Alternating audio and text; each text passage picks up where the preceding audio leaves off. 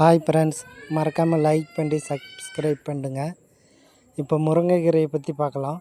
முருங்கைக்கீரை ஊட்டச்சத்துடன் power house என்று அழைக்கப்படுகிறது. இது நோய் எதிர்ப்பு சக்தி அதிகரிக்கத்தால், இரத்த சோகை அளவை கட்டுப்படுத்துவதனால், இரும்பு சத்து மூலம் இரத்த சோகையை நீக்குதல், எலும்பு மற்றும் கண் ஆரோக்கியத்தை மேம்படுத்த, இது செரிமானத்தை அதிகரிக்கவும் உதவுது போன்ற எண்ணற்ற நன்மைகள் இது உதவுது.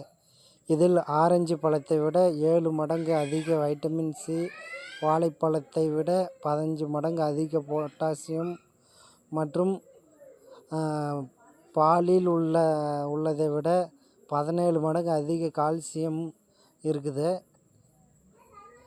அதிகப்படியான ஆன்டி ஆக்சிடென்ட் இருப்பதால் உடலில் நோய் எதிர்ப்பு சக்தி அதிகரித்து சளி, இருமல் மற்றும் தொற்று நோய்கள் தடுக்கிறது.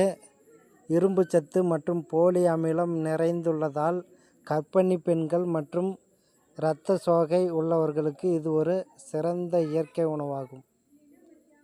இது இரத்தத்தில் உள்ள சர்க்கரையின் அளவை நிலைப்படுத்துகிறது மற்றும் உயர் இரத்த அழுத்தத்தை கட்டுப்படுத்த வைக்க உதவுகிறது.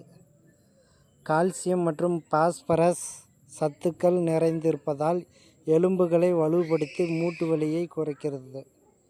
மலச்சிக்கலை குணப்படுத்துகிறது. இது செரிமானத்தை சீராக்குகிறது. உடல் சூட்டை தணித்து பித்தத்தை குறைக்கிறது. தேங்காய் துருவல் சேர்த்து பொரியலாக சமைத்து உண்ணலாம். எப்படிலாம் உண்ணலாம்னா இப்படி பண்ணலாம். முருங்கை இலையை வேக வைத்து அதன் சாற்றை அருந்தலாம். காய்ந்த பொடியை உணவில் சேர்த்து கொள்ளலாம். கர்ப்பிணி பெண்கள், இரத்த அழுத்தம் அல்லது சர்க்கரை நோய் மருந்து உட்கொள்பவர்களுக்கு மருத்துவ ஆலோசனைக்கு பின் இதை உணவில் சேர்ப்பது நல்லது. முருங்கை கீரையை வேக வைத்து அதன் சாற்றை குடித்து வந்தால்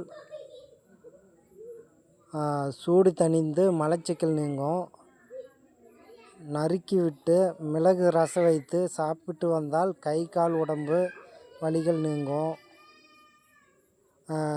முருங்கை இலைகளை நெய்யில் வதக்கி சாப்பிட்டால் இரத்த சோகை உள்ளவர்கள் உடலில் நல்ல இரத்தம் அதிகரிக்கும்.